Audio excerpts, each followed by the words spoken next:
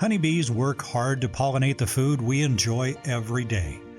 About 90% of the nation's honeybee population makes its way to the Central Valley of California each year to pollinate over 800,000 acres of almond trees.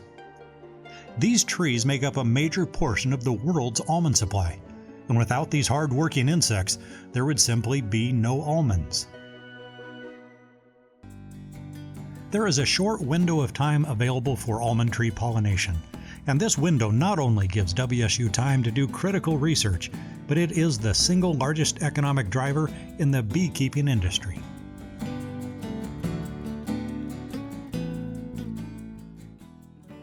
California produces 80% of the world's almond supply, and almond trees are one of those crops that are 100% dependent on honeybees. So without honeybees, there's no other insect that pollinates almonds like that. Us taking WSU colonies down to California to take part in almond pollination provides opportunities to do lots of research that is otherwise not possible. It allows us to get a jump on the season for both our research and some specific research we're doing in almonds. Normally here in Pullman, we can't get into our bees until April, sometimes even a little bit later. But by taking them to California, we can start working them in February and see how they do compared to other bees that are already down there.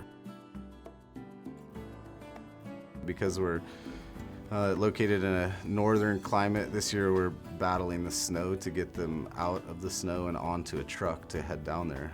It begins with transferring the single boxes onto pallets and then moving those with a forklift onto a truck. And then those will be trucked over to Yakima and then onto a commercial semi-truck with 300 to 400 other colonies to be taken down to California.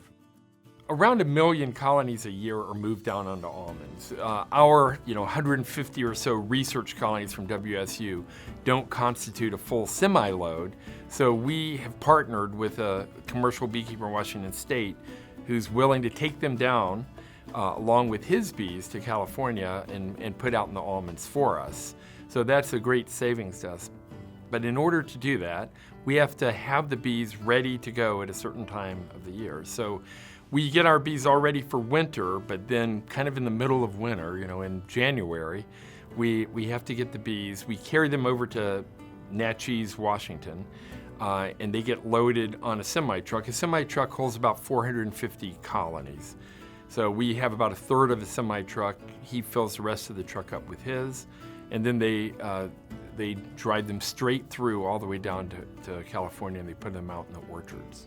Honeybees are under a lot of challenges, and beekeeping itself is under a lot of challenges, trying to keep a viable population of bees alive to pollinate our crops. The other thing that we're working on is we have some antiviral and some antifungal extracts, products derived from mushrooms, and we'll be checking colonies while we're down there. And so we set that up in the fall, and we'll be checking the hives when we go down there to see if there are differences in the number of mites that were killed. And then we'll be setting up a large experiment using both our hives and commercial hives to test antiviral properties of some fungal extracts. And one of the reasons that's important is because the viruses are transmitted among the bees by the mites. So one idea is that if we can control the viruses, the mites themselves won't be that big a problem. This is kind of the big field test, using commercial colonies. If this is successful, if what we think might happen happens, in other words, that it actually does control the viruses, then the company producing this will ramp up to try to make it available in 2018 for beekeepers.